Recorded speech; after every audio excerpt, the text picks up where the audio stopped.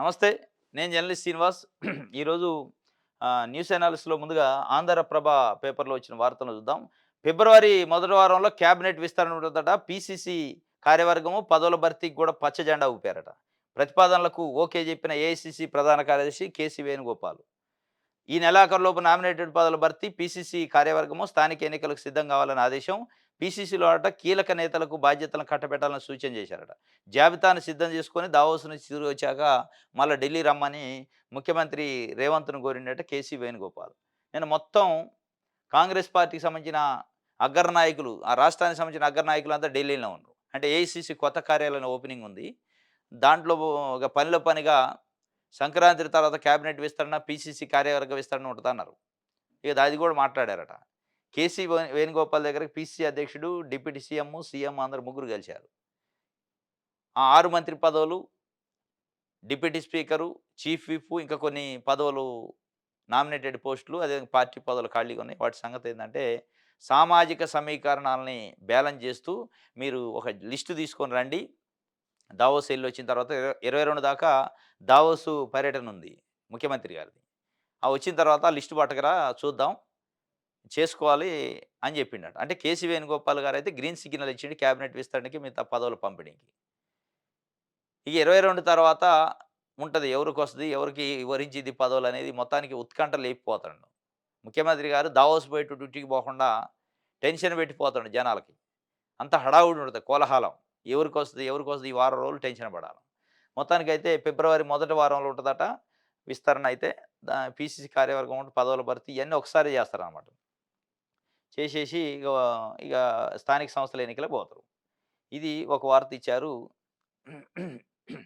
మాకు చెప్పకుండా అనుసంధానం, మా గోదావరి బనకచర్ల అనుసంధానంపై సీఎం రేవంత్, ఏపీ సీఎం చంద్రబాబుకు గోదావరి, కృష్ణా బోర్డులకు లేఖ రాయండి. నీటిపారుదల శాఖ సమీక్షలో రేవంత్ రెడ్డి చేసిండట. మాకు చెప్పకుండా అనుసంధానమా అంటే ఇప్పుడు కాదు, ఆయన ఎప్పుడో స్టార్ట్ చేసిండు. ఇప్పుడు మీరిప్పుడు సోయొచ్చింది మీకు.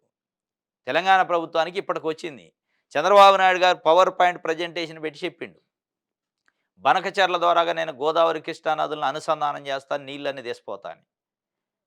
పెట్టిన తెల్లారే నిజంగానే, అంటే తెలంగాణకు సోయొచ్చిందని ఎందుకు అనాల్సొస్తుందంటే, తెలంగాణ నిజంగానే జాగృతంగా ఉంటే, తెలంగాణ ప్రభుత్వం యాక్టివ్‌గా ఉంటే, చైతన్యంగా ఉంటే, నెక్స్ట్ డేనే ప్రెస్ మీట్ పెట్టాల ముఖ్యమంత్రి గారు.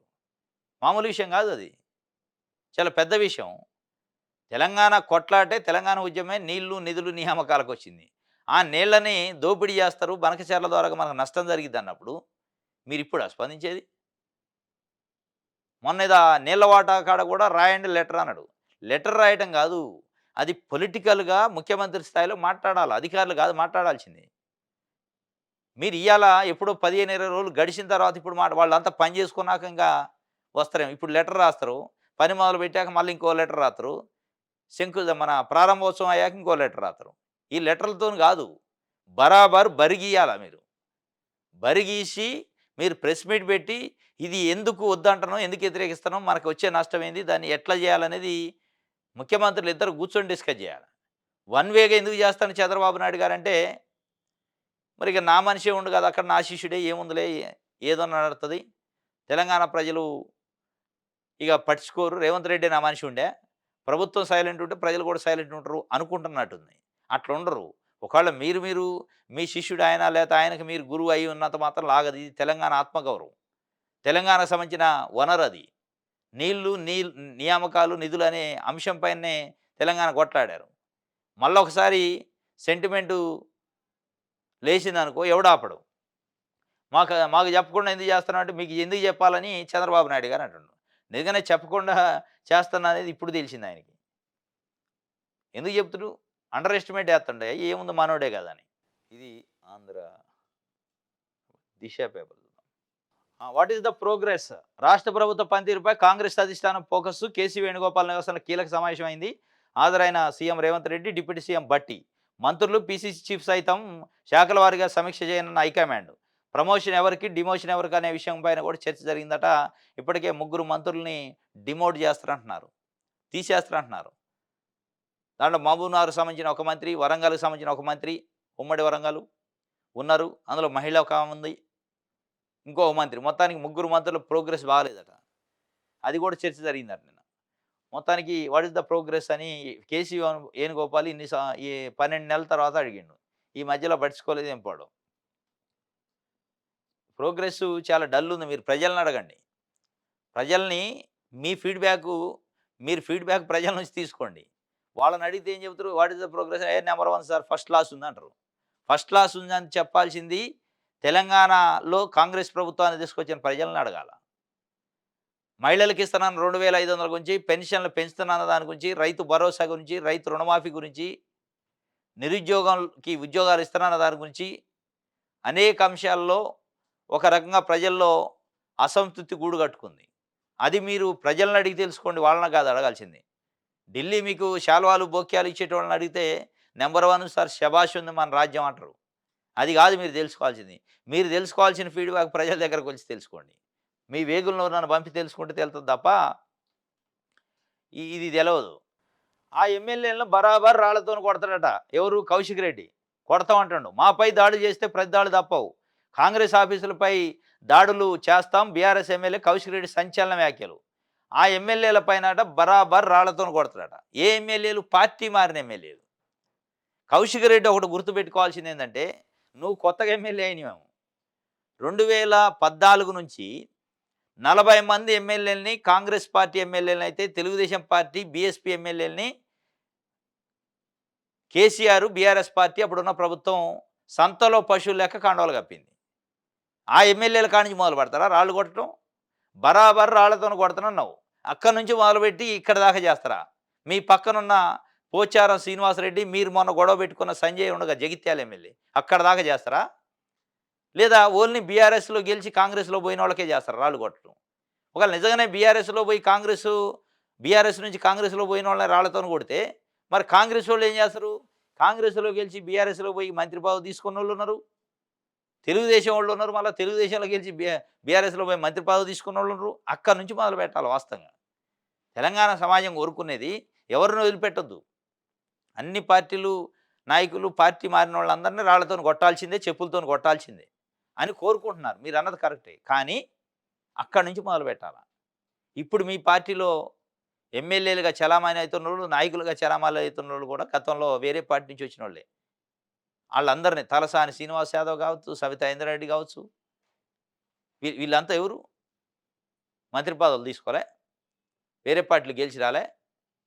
వాళ్ళను కూడా రాళ్లతోని కొట్టాలి. అక్కడి నుంచి మొదలైతే నువ్వు అన్న రాళ్లతోని కొట్టడానికి అర్థం ఉంటుంది. అది నిజంగా నిజాయితీతోని కూడిన రాళ్లతోని కొట్టమంటారు. కానీ మీరేమంటున్నారు? ఓన్లీ బీఆర్ఎస్ నుంచి గెలిచినోళ్ళు, గెలిచి అవతల పోయినోళ్ళే అంటున్నారు. అభివృద్ధిలో నా ఆనవాళ్ళు గుర్తులుంటాయి. 2 రాష్ట్రాల్లో ఏ మూలకెళ్ళి చూడొచ్చు. పదవుల కోసం ఏనాడు మోకరిల్లలేదు అని ఎంపీ అరవింద్‌కు మంత్రి తుమ్మల బహిరంగ లేఖ రాసిండు. తన 40 ఏళ్ల సుదీర్ఘ రాజకీయ జీవితంలో ప్రతి క్షణం ప్రజాహితం కోసం పనిచేశాను తప్ప ఏనాడు పదవులు, టికెట్ల కోసం ఏ నాయకుడి వద్ద మోకరిల్లింది లేదని మంత్రి తుమ్మల నాగేశ్వరరావు అన్నాడు. నిజామాబాద్ పసుపు బోర్డు విషయంలో తనపై ఎంపీ అరవింద్ చేసిన వ్యాఖ్యలను ఆయన తీవ్ర అభ్యంతరాన్ని వ్యక్తం చేస్తూ ఎంపీకి బహిరంగ లేఖ రాశారు. పసుపు బోర్డు ఏర్పాటుపై ఇప్పటికే పార్టీ ప్రభుత్వంతో నిమిత్తం లేకుండా తాను ఇప్పటికే పీఎం మోడీ, కేంద్ర ప్రభుత్వానికి ధన్యవాదాలు చెప్పినట్టు పేర్కొన్నారు. ఉమ్మడి రాష్ట్రంలోనైనా తెలంగాణలో ఏ మూలకెళ్ళి చూసినా అభివృద్ధి ఆనవాళ్లలో తన గుర్తులు కనిపిస్తాయని చెప్పుకొచ్చారు. స్వర్గీయ పివి నరసింహారావు హయాంలో వరద కాలువ మంజూరు చేయించడంలో తన పాత్ర గురించి మీ జిల్లా ప్రజలను, నాయకులను అడిగి తెలుసుకుంటే మంచిదంటూ తుమ్మల చురకలంటించారు. నిజామాబాద్ ఎంపీకి వెనక మధ్యలో నిన్న చిటపట్లాడింది వ్యవహారం. ఈ పసుపు బోర్డు వచ్చింది. ఆ పసుపు బోర్డుకు నాదే కారణమని ఆయన ప్రకటించిండు. నా కృషి వల్లనే వచ్చింది. మోడీకి, కేంద్ర ప్రభుత్వానికి ధన్యవాదాలని చెప్తే, నీ కృషి ఎక్కడిది? నువ్వెక్కడున్నావు అని ఆయన సెటైరికల్‌గా అరవింద్ కుమార్ మాట్లాడితే బహిరంగ లేఖ రాసిండు ఆయనకి. నా నా అభివృద్ధి ఏందో, నా ఆలవాళ్ళు ఏందో నువ్వు ఏ మూలకెళ్ళినా 2 రాష్ట్రాల్లో తెలుస్తదని చెప్పిండు. పెట్రోల్ పోసి నిప్పంటించిండట. అన్న కూతుర్ని ప్రేమిస్తున్నాడనే కోపంతో యువతి కుటుంబీకుల ఘాతకం. ఈయన వాళ్ళ అన్న కూతుర్ని ఈళ్ళ బాబు ప్రేమిస్తాడని పెట్రోల్ పోసి నింపట్టించిండట. ఇది అల్వాల్లో. తన అన్న కూతుర్ని ప్రేమిస్తున్నాడనే కోపంతో యువకుడి ఇంటిపై పెట్రోల్ పోసి నిప్పంటించగా ఓ చిన్నారి సహా మరో 2 గాయాలయ్యి. ఈ ఘటన హైదరాబాద్‌లోని అల్వాల్ పిఎస్ పరిధిలో జరిగింది. ప్రదీప్ అనే యువకుడు ప్రేమ పేరుతో వేధిస్తున్నాడన్న కోపంతో యువతి బాబాయి వివేకానంద, తల్లి లక్ష్మి నిన్న రాత్రి మరికొందరితో కలిసి అతడు ఇంటికెళ్ళారట. ఆ సమయంలో ఇంట్లో లేకపోవడంతో తల్లిదండ్రులైన ప్రకాష్, హేమలతపై పెట్రోల్ పోసి నిప్పంటించారు. ఆ పిల్లగాడి కోసం పోయారట. ప్రదీప్ అనేటోడి కోసం. వాడు లేడు. వాళ్ళ అమ్మ, నాయన ఉన్నారు. ఇంట్లో ఉన్నారు. ఇంటి మీద నిప్పు పోసి నిప్పంటించారట. ఇది మరీ మూర్ఖత్వం. ఏదైనా కేసు పెట్టుకోవాలా, చట్ట ప్రకారం కొట్లాడాలి గానీ, ఈ ఈ ఇంత మరీ మూర్ఖత్వమా? ఇది దిశకు సంబంధించి వెలుగు చూద్దాం. మేము జోక్యం చేసుకోము. హైకోర్టు తీర్పుపై కేటీఆర్‌కి తేల్చి చెప్పిన సుప్రీంకోర్టు. ఫార్ములా ఈ రేస్ కేసులో మరో షాకు. క్వాష్ పిటిషన్‌ను హైకోర్టు కొట్టివేయడానికి సవాల్ చేసిన కేటీఆర్. ఈ స్టేజ్‌లో తాము కలగజేసుకోలేమన్న సుప్రీంకోర్టు. అవినీతి జరగలేదన్న వాదన తోసిపుచ్చిన ధర్మాసనం పిటిషన్ విత్‌డ్రా చేసుకునే స్వేచ్ఛ కూడా లేదంటూ సీరియస్. పలుమార్లు విజ్ఞప్తి చేయడంతో విత్‌డ్రాకు ఛాన్స్ ఇస్తూనే డిస్మిస్ చేసింది. కేటీఆర్ మొన్న హైకోర్టు డిస్మిస్ చేసింది ఆయన పిటిషన్, క్వాష్ పిటిషన్‌ని. దానిపైన సుప్రీంకోర్టుకు పోయిండు. సుప్రీంకోర్టులో కూడా చివాట్లు పడ్డాయి. ఏం విచారణ ఎదుర్కోండి, తప్పేముంది. నువ్వెట్లా క్వాష్ చేయండి అని వస్తావు. ప్రాథమిక ఆధారాలు క్వాష్ చేయండి. ప్రాథమిక ఆధారాలు ఉండాలి అంటే గ్యాదర్ చేయాలంటే ఇన్వెస్టిగేషన్ చేయాలి కదా! హైకోర్టు ఇచ్చిన జడ్జిమెంట్‌లో మేమేమి జోక్యం చేసుకోము. నువ్వు విచారణకు సహకరించాల్సిందే అని చెప్పింది. అసలు నేను పిటిషన్ విత్‌డ్రా చేసుకుంటా అంటే కూడా విత్‌డ్రా కాదు, డిస్మిస్ చేస్తాం అంటే ఇక రిక్వెస్ట్ మీద విత్‌డ్రాకు అవకాశం ఇచ్చిందట. ఎందుకు? హైకోర్టులో డిస్మిస్ అయ్యి సుప్రీంకోర్టులో కూడా డిస్మిస్ అయితే మళ్ళీ ఏసుకోవడం రాదు. అదే విత్‌డ్రా చేసుకుంటే మళ్ళీ ఇంకో బెంచ్‌కో దేనికో పోవడానికి అవకాశం ఉంటదని విత్‌డ్రా చేసుకోవడానికి అడిగారట. ఏఐసీసీ కొత్త ఆఫీసు ప్రారంభించిన సోనియా గాంధీ, ఖర్గే. ఇందిరాభవన్‌గా నామకరణం. లైబ్రరీకి మన్మోహన్ పేరట. 6 అంతస్తులతో అధునాతన భవనం. ప్రతి ఫ్లోర్‌లోనూ గోడలపై కాంగ్రెస్ 139 ఏళ్ల చరిత్రను తెలిపేలా ఫోటోలు. నెహ్రూ మొదలుకొని ఖర్గే దాకా పార్టీ ప్రెసిడెంట్లు, పీఎంల చిత్రాలు. లాల్ బహదూర్ శాస్త్రి, సర్దార్ పటేల్, పీవీ, మన్మోహన్ ఫోటోలు. గాంధీ, అంబేద్కర్ చిత్రాలు కూడా ఏర్పాటు. ప్రారంభోత్సవానికి రాహుల్, కేసీ వేణుగోపాల్, ప్రియాంక, సీఎం రేవంత్, పీసీ చీఫ్‌లు హాజరయ్యారు. మొత్తానికి ఏఐసీసీ కొత్త భవనం ఏర్పడింది. అంతకుముందు గింత కొంచెమే ఉండేది ఇరుకిరుగ్గా. కొత్తగా ఏర్పాటు చేశారు. 6 అంతస్తుల 6 ఫ్లోర్స్‌తోని ఏర్పాటు చేశారు. దాంట్లో సోనియా గాంధీ, మల్లికార్జున ఖర్గే ఇద్దరు ఓపెన్ చేశారట. ఇందిరా భవన్‌గా నామకరణం చేశారట. అందరు ప్రధానమంత్రులు, మాజీ ప్రధానమంత్రులు, మాజీ ఏఐసీసీ అధ్యక్షుల ఫోటోలు కూడా పెట్టారట. ప్రతి ఫ్లోర్‌లో గోడలకి కాంగ్రెస్ పార్టీ ఇన్ని 100 సంవత్సరాలు 139 ఏళ్ల చరిత్రను తెలిపే చిత్రాలు ఏశారట, బొమ్మలు. రైట్. ఇది వెలుగుకి సంబంధించి. ఆంధ్రజ్యోతి చూద్దాం. అరెస్ట్ చేస్తారా? నేడు ఈడీ ముందుకు మాజీ మంత్రి కేటీఆర్ ఎళ్తాండు. ఫార్ములా ఈ కారు రేస్ కేసులో విచారణ. జోక్యానికి సుప్రీంకోర్టు నిరాకరణతో పార్టీలో గుబులు. న్యాయవాదులతో వస్తానంటున్న కేటీఆర్ సమాచారం ఇవ్వలేదన్న ఈడీ. మొత్తానికి కేటీఆర్‌కి ఒకటిపోతే ఒకటొస్తుంది పాపం. మొన్న హడావుడైంది. హైకోర్టు కొట్టేసింది. కొట్టేసిన తెల్లారి వాళ్ళు విచారణకు పిలిచారు. మళ్ళీ ఇయాల నిన్న కొట్టేసింది సుప్రీంకోర్టు ఆయన క్వాష్ పిటిషన్‌ని. కొట్టేసిన తెల్లారి ఇయాల ఎప్పుడో ఇచ్చారులే. ఈడీ నోటీసు 1 వీక్ 10 డేస్ అయింది ఇచ్చి. 16వ తారీఖు రావాలి నువ్వు అని. అంతకుముందు 9థ్‌కి అడిగితే లేదు నాకు కుదరదంటే 16థ్ కంపల్సరీ రావాలంటే ఇయాల ఎళ్ళాలాయన. ఇయాల ఎళ్ళే ముందు నిన్నే క్వాష్ పిటిషన్ కొట్టేశారు. ఇప్పుడు ఏమైద్ది పరిణామాలని మొత్తానికి పార్టీలో మొత్తం గుబులేసింది. ఏమైద్ది కథ? మొన్నంటే ఏసీబీ కాబట్టి ఏదో బయటకొచ్చిండు. మరి ఈడీ, ఫెమా యాక్ట్‌లు, ఇది నేషనల్ కొన్ని ఈ ఆర్‌బీఐ యాక్ట్‌లు ఇయన్నీ ఉన్నాయి గదా! మనీ లాండరింగ్ యాక్ట్‌లు ఈట్లల్లో ఏడన్నా ఇరికిచ్చి మొత్తానికి బయట వస్తాడా? రాడా? అరెస్ట్ చేస్తారా? ఏం కథ అనేది టెన్షన్ పడుతుండట. చేసినా చేయొచ్చు చెప్పలేము. లేదంటే మరిపించి 1, 2 సార్లు పిలిచి లోపటేసినా చేయొచ్చు. ఆ పార్టీ బీఆర్ఎస్ గాదట. బీఆర్ఎస్ఎస్ అట. కాంగ్రెస్ వాళ్ళు అంటున్నారు బీఆర్ఎస్‌ని ఆర్ఎస్ఎస్ పార్టీ అది. ఉత్త బీఆర్ఎస్ కాదు, బీఆర్ఎస్ఎస్ అయింది. అందుకే ఆర్ఎస్ఎస్ భావజాలంతో ప్రజల్లోకి వెళ్ళడానికి బీఆర్ఎస్ ప్రయత్నం చేస్తుందని చెప్తున్నారు. కాంగ్రెస్‌పై బీజేపీ చేసే ఆరోపణలే ఆ పార్టీ కూడా తెలంగాణలో చేస్తుంది అని చెప్పి ఆర్ఎస్ఎస్‌తో కాంగ్రెస్‌ది సిద్ధాంతపరమైన వైద్యం. సంఘకు స్వతంత్ర పోరాటానికి అసలు సంబంధమే లేదు. స్వతంత్ర పోరాటాన్ని వక్రీకరించిన భగవత్‌పై చర్యలుండాలి. మోదీ భగవత్ వైపా, స్వతంత్ర సమరయోధుల వైపా అని చెప్పి కాంగ్రెస్ వాళ్ళు అడుగుతున్నారు. బీఆర్ఎస్ వాళ్ళేం కాంగ్రెస్, బీజేపీ ఒకటంటారు. కాంగ్రెస్ వాళ్ళేం బీఆర్ఎస్, బీజేపీ ఒకటంటారు. ఎవరు ఎటున్నారో గానీ ప్రజలైతే ఒక అయోమయానికి, ఆందోళనకు గురి చేస్తున్నారు. ఎవరు ఎటున్నదో తెలవక. అన్న కూతురిని ప్రేమించాడని వ్యక్తి ఇంటికి అగ్గి చిన్ననాన్న దుర్మార్గం చేసిండట. ప్రేమికుడి కన్నవారిపై నిప్పులు. ఇగో ఈయన వివేకానంద అనేటోడు ఎవడైతే వాళ్ళ అన్న కూతురిని ప్రేమించిండో వాళ్ళ ఇంటికి పోయి నిప్పు పెట్టిండట. ఇల్లు నిప్పు పెడితే వాళ్ళ ఆ ప్రదీప్ అనే పిల్లగాడు ప్రేమించినోడు వాళ్ళ తండ్రి చనిపోయిండట. అల్వాలో జరిగింది. పోలీసులే పోలీసులు ఎదుటే కూతురుపై కాల్పులు చేసిండట. పెళ్లికి 4 రోజుల ముందు తండ్రి ఘాతుకం చేసిండట. ఆమె ఇష్టపడ్డ వ్యక్తితో కాక మరొకరితో పెళ్లి నిశ్చయమైంది. వ్యతిరేకిస్తూ సోషల్ మీడియాలో వీడియో పెట్టిందట కుమార్తె. కొద్దిసేపటికే తండ్రి చేతిలో బలి, గ్వాలియర్‌లో ఘటన. పోలీసులు ఉండంగానే కాల్చి పాడేసిండట కూతుర్ని. ఎందుకంటే వేరే అబ్బాయితోని పెళ్లి కుదిరిచ్చారట. ఆ అమ్మాయికి ఇష్టం లేదు. ఆమె ఎవరినో నచ్చిందట. ఆ నచ్చిన వ్యక్తితోని కాకుండా వేరే వ్యక్తితోని పెళ్లి చేస్తాను నాకిష్టం లేదని తండ్రితోని చెప్తే ఇనలేదట. తండ్రితోని చెప్పడంతో పాటు సోషల్ మీడియాలో వీడియో చేసి పోస్ట్ చేసిందట. ఇక ఆయన ఒకసారి టెంప్ట్ అయ్యి కాల్చి పడేసిండు. పెద్దల గురించిన పెళ్లి వ్యతిరేకించి తన ఇష్ట ప్రకారం జీవిత భాగస్వామిని ఎంచుకోవాలనుకున్న కుమార్తెను ఆమె తండ్రి కాల్చి చంపిండు. పోలీసులు చూస్తుండగానే ఈ ఘటన జరిగింది. మధ్యప్రదేశ్‌లోని గ్వాలియర్‌కి చెందిన తను గుర్జర్‌కు ఆమె తండ్రి మహేష్ వివాహాన్ని ఏర్పాటు చేశారు. అది ఇష్టం లేని ఆమె తన పెళ్లికి 4 రోజుల ముందు మంగళవారం 52 నిమిషాలు 52 నిమిషాలట చిన్నది కాదు మళ్ళా. నిడివి గల వీడియోను విడుదల చేసింది. ఆ వీడియోను తాను సోషల్ మీడియాలో పోస్ట్ చేశారు. విక్కీ అనే వ్యక్తిని ప్రేమిస్తున్నానని, కానీ తమ కుటుంబం వేరే సంబంధం ఖాయం చేసిందని ఆమె తెలిపారు. వారు కుదిర్చిన సంబంధాన్ని వ్యతిరేకించినందుకు నన్ను రోజు ఇంట్లో కొడుతున్నారని వాపోయారు. తనకు ప్రాణహాని ఉన్నదని, తనను రక్షించాలని ఆ వీడియోలో ఆమె కోరారు. సోషల్ మీడియా వీడియో వైరల్ కావడంతో ఎస్పీ ధర్మవీర్ సింగ్ సహా పోలీసు అధికారులు మంగళవారం రాత్రి ఆమె ఇంటికి చేరుకున్నారు.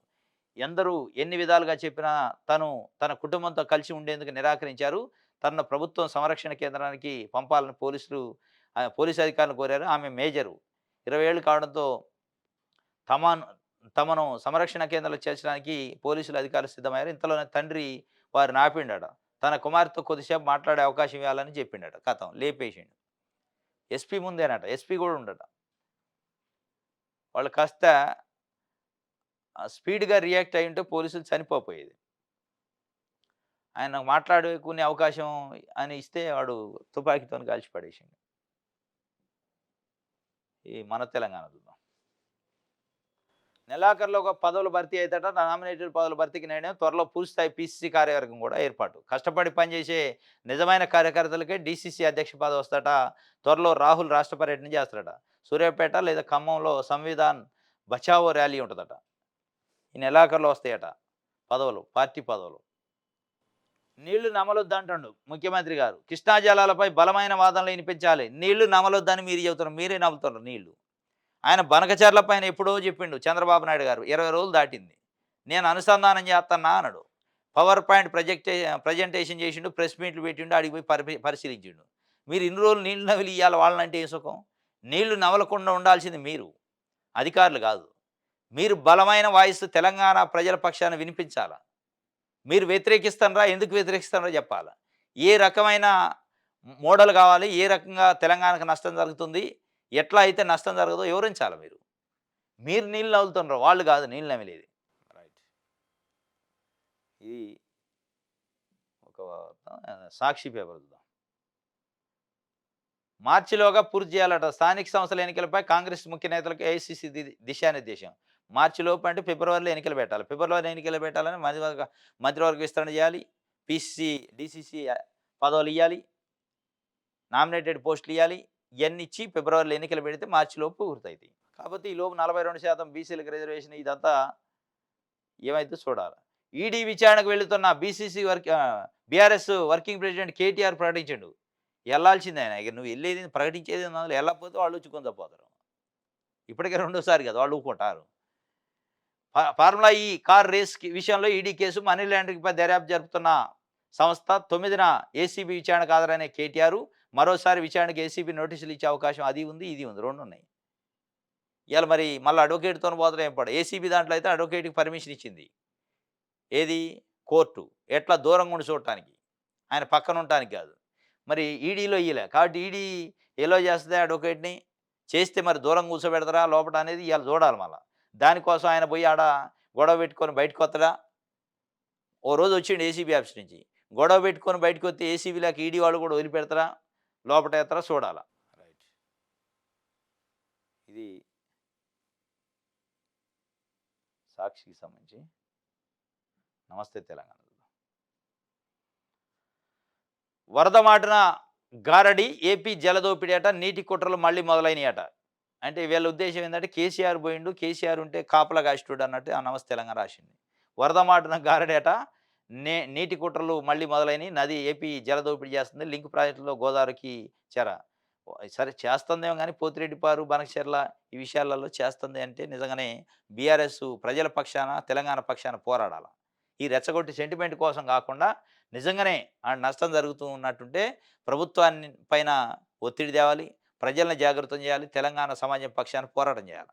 అట్లా కాకుండా సెంటిమెంట్ కోసమే నువ్వు చేసి మేముంటే ఎట్లుండకపోయేది రేవంత్ రెడ్డి కాబట్టి ఇది జరుగుతుంది మమ్మల్ని ఎక్కియండి అని ఆ పోరాటం చేయమాకండి. అది కాకుండా నిజంగానే తెలంగాణ కోసం పోరాటం చేయండి. రేవంత్ పైనే పీడీ యాక్ట్ పెట్టాలంటే కౌశిక్ రెడ్డి. ఎందుకో పార్టీ మారినోళ్ళు రాళ్లతో కొట్టమన్న సీఎం అడుగడుగునా నిలదీయాలని ఆయనే చెప్పిండు. అందుకే పార్టీ మారిన సంజయ్‌ని ప్రశ్నించా, దాడులు చేసింది మీరు. నిందలు మా పైన.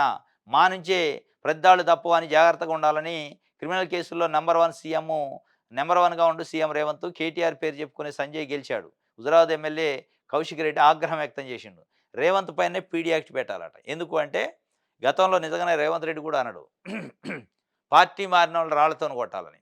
వారన్నా, మీరన్నా ఇయన్నీ నేతి బీరకాయల నేతి ఎంతో మీ మాటల్లో నీతి అట్లా. మీరన్నా, వారన్నా అదే. వారున్నప్పుడు వారేమన్నా రాళ్లతోని ఎట్ట కొడతారు?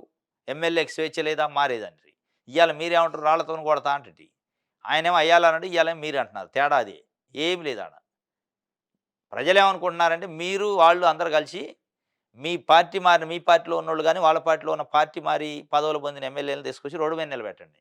ప్రజలు కొడతారు రాళ్లతోనా, చెప్పులతోనా, చీపులతోనా అనేది. ఆ సాహసం నిజంగానే మీకు చిత్తశుద్ధి ఉంటే, కమిట్మెంట్ ఉంటే ఇప్పుడు ఈయన గానీ, ముఖ్యమంత్రి రేవంత్ రెడ్డి ఏం చేయాలి? ఇప్పుడు బీఆర్ఎస్ నుంచి జాయిన్ అయిన 10 మందిని తీసుకొచ్చి రోడ్డు మీద నిలబెట్టాలా. కాంగ్రెస్‌లో జాయిన్ అయ్యారుగా. బీఆర్ఎస్ వాళ్ళు ఏం చేయాలి? అప్పట్లో కాంగ్రెస్, తెలుగుదేశం నుంచి జాయిన్ చేసుకుండు కదా! మంత్రి పదవులు కూడా ఇచ్చిండు కొంతమందికి. వాళ్ళందరూ తీసుకొచ్చి రోడ్డు మీద నిలబెట్టాలి చౌరస్తాలో.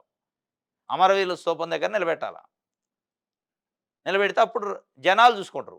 పబ్లిక్ నోటీస్ ఇయ్యండి. ప్రజలారా రండి. మేము 10 ఏళ్ళు ఉన్నప్పుడు 40 మందిని జాయిన్ చేసుకున్నాం. ఆ 40 మందిని తీసుకొచ్చి కట్టకట్టి నిలబెడతాం. కాంగ్రెస్ వాళ్ళని కూడా రమ్మనండి, నిలబెట్టండి. పనిష్మెంటు ప్రజలిస్తారని అడగండి. అడిగి ప్రెస్ మీట్ పెట్టి చెప్పండి. అప్పుడు బాగుంటుంది. ఇయన్నీ రెచ్చగొట్టే వ్యాఖ్యలు తప్ప ఏమి లేవు. యెస్. ఇది ఈరోజు న్యూస్ అనాలిసిస్. రేపు తాజా వార్తలతోని తిరిగి కలుసుకుందాం. Thank you.